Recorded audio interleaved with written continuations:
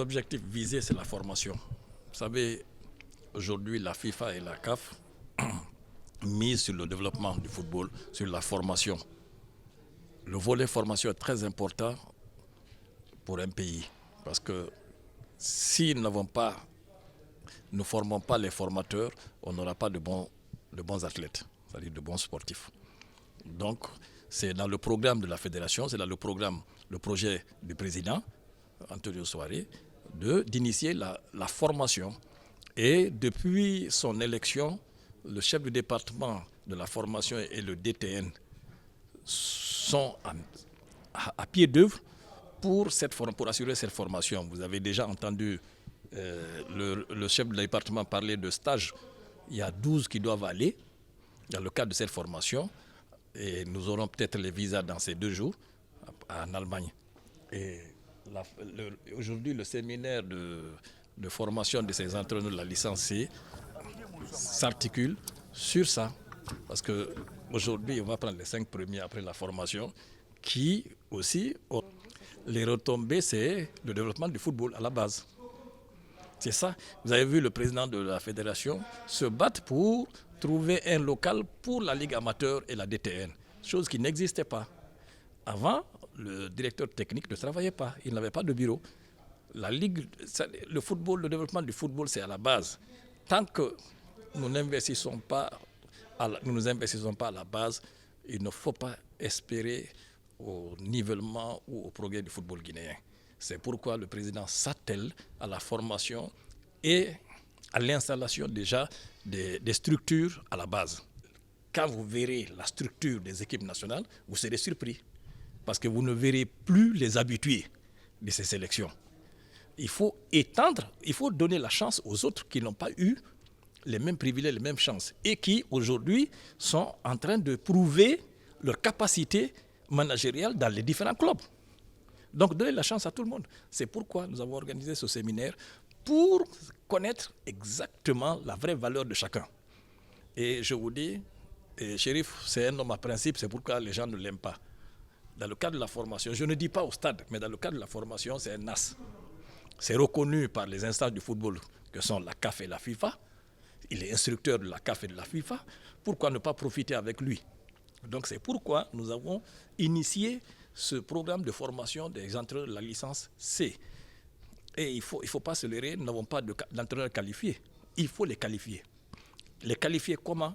En organisant des séminaires avec un instructeur de la CAF et de la FIFA qui se trouve chez nous. Il faut profiter avec lui. Il faut qu'il restitue son savoir aux gens qui sont là.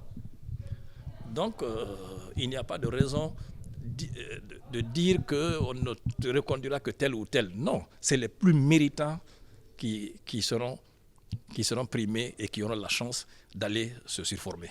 Moi, je pense que c'est une très bonne idée de notre comité exécutif et surtout le président de la fédération, M. Antonio Soare, qui a initié et surtout qui tient à ce que nos formateurs soient très bien formés. Le stage, le but, c'est de faire en sorte que ceux qui ont la licence C viennent compléter une liste qui sera retenue pour le mois de juin et que par la suite, eux-mêmes, 5 personnes suite à un stage suivi et surtout organisé par des étrangers qui vont venir, des formateurs qui vont venir choisir 5 personnes de nos encadreurs qui iront faire une formation de 2 ans en Europe. Donc là, on ne pourra pas parler de parti pris parce que tout simplement des gens qui ne participeront pas au stage ne seront tout simplement pas retenus. Certains vont s'éliminer tout seuls, comme je l'ai dit tantôt, mais d'autres auront leur chance à aller se former parce que notre football en a cruellement besoin. Bon, dans un premier temps, le DTN, notre direction nationale va faire en sorte que la présélection soit bien faite. D'ailleurs, ils vont donner les sujets sur le plan pédagogique et aussi technique dans l'après-midi, sur l'analyse d'un match,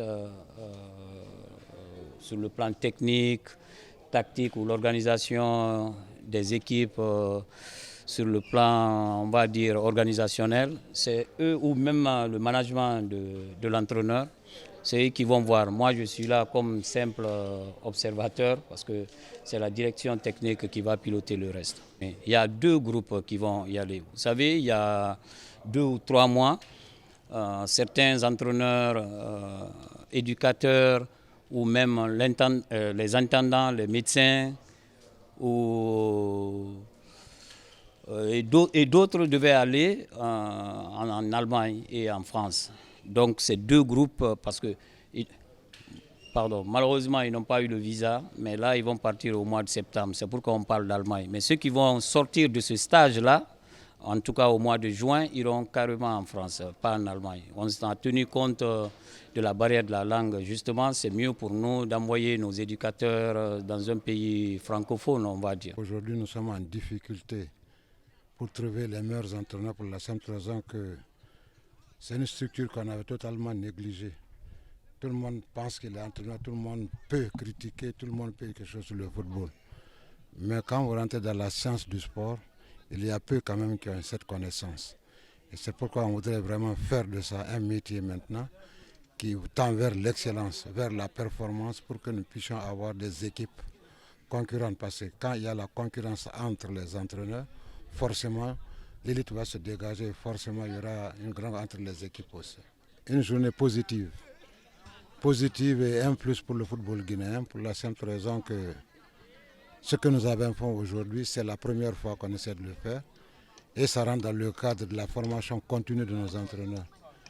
Avant, ils étaient abandonnés à eux-mêmes, il n'y avait pas d'évaluation, il n'y avait pas de contrôle, il n'y avait pas de suivi. Mais le nouveau comité exécutif, le football a fait de ça une priorité, la formation des ressources humaines. Et c'est pourquoi vraiment nous remercions d'abord le comité exécutif pour avoir donné cette occasion de former nos entraîneurs, mais aussi encourager ceux qui sont venus pour pouvoir réellement avancer dans le métier d'entraîneur. Une formation a toujours un côté positif, ça au moins c'est clair parce que c'est une révision de ce que nous avons vu, un rappel de ce qu'on a déjà vu et la traduction sur le terrain pour pouvoir aboutir à la compétence. Parce que la compétence c'est sur le terrain qu'on met en exergue. Ce n'est pas dans les bureaux, ce n'est pas les diplômes accrochés au mur, ce n'est pas dans les valises, mais c'est le travail fait sur le terrain.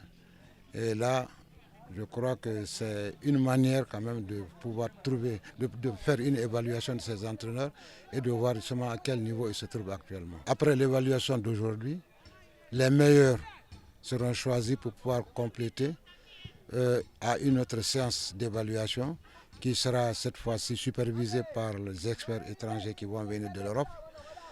Parce que vous n'êtes pas sans savoir qu'il y a certainement beaucoup de problèmes au niveau de la direction technique. Mais je crois qu'avec l'arrivée des experts étrangers, ce problème sera résolu. On ne dira pas c'est le cousin de Chérif Suleiman, c'est la sœur de Mamadou ou de ceci ou de cela. Les experts ils seront là. Mais même nous aussi, à partir de cet instant-là, nous allons faire la correction dans l'anonymat. C'est-à-dire que les fiches seront découpées, les noms seront enlevés, pas totalement effacés, mais coupés de la feuille.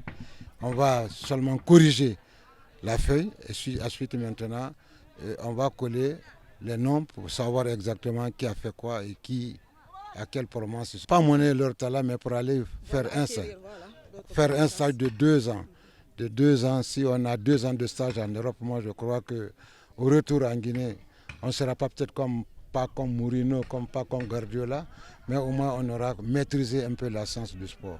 Et le critère, ce sont les meilleurs de ce stage-là qui seront sélectionnés, les 12 meilleurs qui seront sélectionnés pour pouvoir continuer la formation avec les experts étrangers. Désormais, celui qui est dans un club, il ne peut pas entraîner une sélection nationale, à moins qu'il démissionne de son club pour s'entraîner. Donc il a un choix entre le club et entre la sélection nationale. Et connaissant réellement les avantages de la sélection nationale, moi je crois qu'il y aura beaucoup d'entraîneurs qui vont peut-être prendre part à cette décision pour dire que bon, on abandonne le club au profit de cette sélection nationale. Les raisons sont très simples, c'est qu'avant, quand il était dans son club, il ne pouvait pas faire une vraie sélection pour la simple raison que il préférait prendre ses joueurs. Donc ce n'était pas une sélection, c'était le joueur à lui qu'il prenait pour pouvoir donner une promotion, pour donner une certaine envergure. Maintenant, si vous n'êtes pas responsable dans un club, donc vous avez le choix de faire quand même une vraie sélection pour pouvoir défendre les couleurs de la Guinée.